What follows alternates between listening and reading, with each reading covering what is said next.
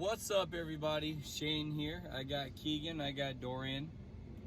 As you see, Keegan's foot is in a cast. So we were getting questions about where we've been and why we haven't been posting videos. You can see we're in an RV park. There'll be more on that in a little bit, but mainly we just really focused on spending time with each other, not really creating a lot of videos because we knew that our outdoor time together, as far as like the hiking and our adventures, was really limited because this was coming. And it's summer, and we don't post a lot of videos in summer because it gets super hot. So Yeah. So Keegan had, what did you have, Keegan? Surgery because I got an extra bone removed.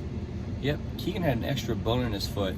So a lot of times, if we'd go on a really long hike, I might have to piggyback him back to the car, or he would be in a lot of pain if we had a lot of packs on us because, well, he had an extra bone in his foot. And believe it or not, it's actually really, really common. So You might actually have one underneath your kneecap. Yeah, what was that? Doctors said that they're actually really common, not in the area where my foot is, but underneath people's kneecaps. Yep, underneath their kneecap or in their hands. And you don't really realize it because you may not use it in certain areas. It may be on the top or it may be in your wrist area, but enough about that. Like Keegan said, we usually don't post a lot of videos in the summer, so we normally camp all winter. And excuse my voice, at work I wear a mask, and yelling to the guys, not yelling, but speaking loud to the guys when they're fixing equipment makes me lose my voice at the end of every shift just about. So anyway, We're going fishing. yeah, we're going fishing. What was I talking about before that? I totally just... The voice, about your voice. Oh yeah, well I talked about my voice. Yeah, and yeah, totally forgot what I was gonna say. Oh, now I remember why we don't usually post a lot of videos in the summer. So where we live in the Midwest. A lot of you guys who live in the Midwest know that, or if you don't, our winters are very cold, our summers are very hot and humid, and honestly, I just do not sleep very good. And, well, I don't sleep very good in a tent when it's like 92 degrees out at night. I don't sleep good, especially if we've like hiked out, 5, 6, 10 miles, whatever it may be. I personally, I don't sleep very well. I don't think these guys get a lot of rest. And then we hike all the way back to the car, and then we may drive a couple hours back home, and we're beat. The adventure was worth it, but we really love spring, winter, and fall camping. And yeah, I think October and November are the best for me to go camping. We have a video of us in a tent, our first hike or whatever. It's called like our first hike, and it starts off at night and then it turns into morning. But in the video, they went out to get some water, and we were only in the tent for a couple of minutes, and it felt like we were out there for like 3 days. with no water. Oh, but that was also like a 115 degree day too. Yeah.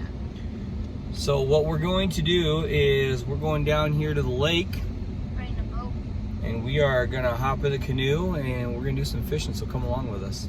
Well, we were gonna rent a canoe to go fishing. However, this whole COVID-19 ordeal, as we'll call it, nope, it's not possible because of it. There's no way to safely sanitize the boats, or standardize. They don't have a standardized way of sanitizing all the boats. So no canoe for us. So what we're gonna do is we're gonna go back to the camper. We're gonna grab our lounge chairs and find a nice little spot to pick up at, not too far from the car, because this guy ain't going far. Such a pretty lake.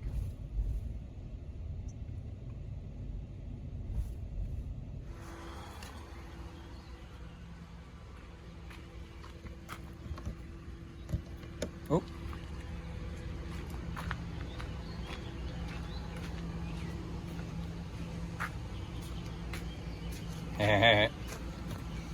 Home is where you park it. So we didn't get a canoe, but at least we're on the lake. It's Keegan, Dorian's over here. There's the rest of the lake.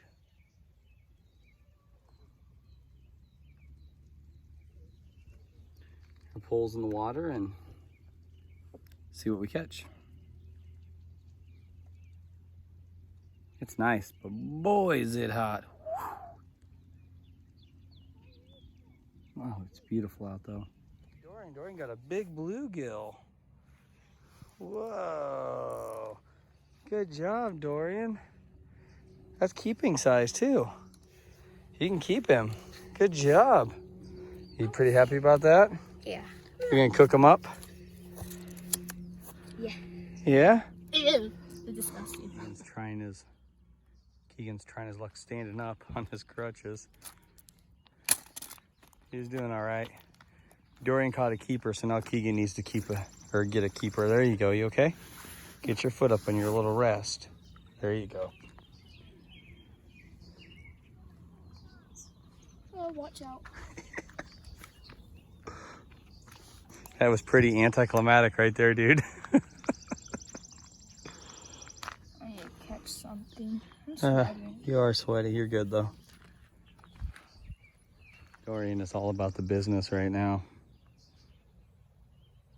I better get about the business. I haven't caught anything yet either.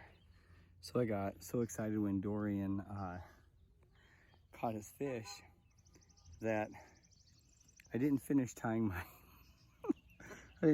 my lure on, and then I just picked up my rod and I went to throw my lure into the water, and my lure just kept going. I thought to myself, my God, Shane, that's a beautiful cast. It wasn't tied on all the way. I don't even think I barely had it tied on, so we're gonna add another one. But at least we have a keeper, and we're gonna eat some bluegill. Well, I caught a smallmouth bass. He was about as long as my forearm. He wasn't a keeper. He was still young. He was really thin. Of course, I didn't get a video of it because I was on a work call, so that kind of sucked, but I'm gonna keep going again. He was a good little fighter. That was fun. But you know what? No picture, no proof, right? So we're gonna keep on going. You got another little baby. All righty, good job. You got another one. Tell you what, this lure is doing a fantastic job, isn't it? So when you want to take this one off, what you can do is you can reach right in there and grab him by his mouth. All right, now go ahead and unhook him. Okay, you got to push that hook right through. Go ahead and grab the back side of the hook. Watch yourself. Here, why don't you hold this and Dad will show you how to do it, okay? Oh, never mind. Look, you got it. You had it. We just had to be a little patient. All right, here's the little baby. We're going to send him back trucking. He ain't going to do us any good. Nice catch, Dorian. It's fun to catch him, isn't it?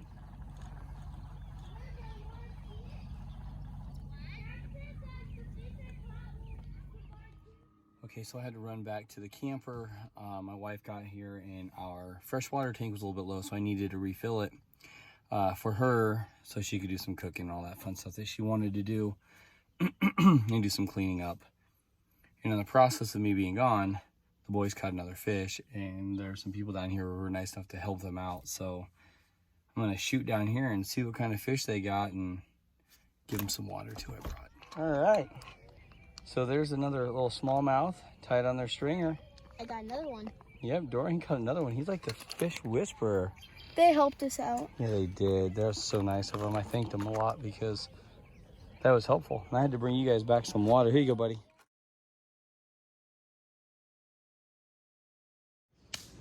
All right, well, got the fire going, and we got the smallmouth bass cleaned and the bluegill cleaned up. And it's funny because even though I'm at our camper, I'm still using my gear because I'm probably always going to do that. I said I would mention this whole camper ordeal. Some of you guys follow me on Facebook, or you're friends with me on Facebook, then you would know. We bought a camper kind of as like this whole way to get outdoors during this whole COVID ordeal. We had planned on going on a cruise with the family over Christmas, and obviously that wasn't going to work out. I had planned another trip with my kids. Obviously that didn't work out. Couldn't really think of any place to go for vacation. Camping was kind of cut short because like every campsite, any place you go has some really strong stipulations. So we decided this was the year to buy a camper. My wife absolutely loves it, so we get to bring her with us. Win-win. And let me be honest with you, it's not exactly my style of camping or what I've done. So for me to do this type of camping, it is a completely new world. Completely. There's a lot to learn. Yeah. This off to the side, that tastes good. It falls apart easily. Well, that's how you know it's All right. done. Yeah. Okay, go ahead, Keegan, give it a shot. No, Doran, you first. All right. That's good. I don't eat fish. It would be easier with like a fork. We have forks. You good? Holy crap. Good. Good. What do you think, Mama? You got a bone Did you get a too? little bone? No, a little skin. Oh. Good though? I think so. Stuff right there. No skin. It's just fish. Seasoning. Good. Mom, look at this. So that one piece you just tried, Dorian, was the smallmouth bass. That second piece you tried. My fish. Families. Mine. Dad just cooked them. I did the hard Dorian. Actually, no, Dad did the hard stuff. I did. So my wife put together these really awesome looking foil meals. They're delicious.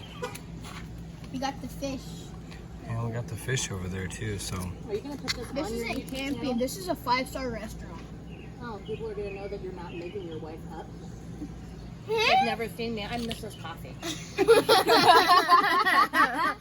Yeah, she just doesn't camp. This is the best way we can get her to camp. But this is a good compromise This is a because 5-star restaurant. it's pretty awesome. And we've been having a great time, so. Look at all this food. Look at all this food. Especially the fish. Oh, the fish was My good. fish. They're Dorian's fish. Dorian caught them. No, vanilla. Aged vanilla. We've got some steak, I thought it was my last. yellow, bell pepper, potato, and onion. Here we go for the first bite. They all first bite roll.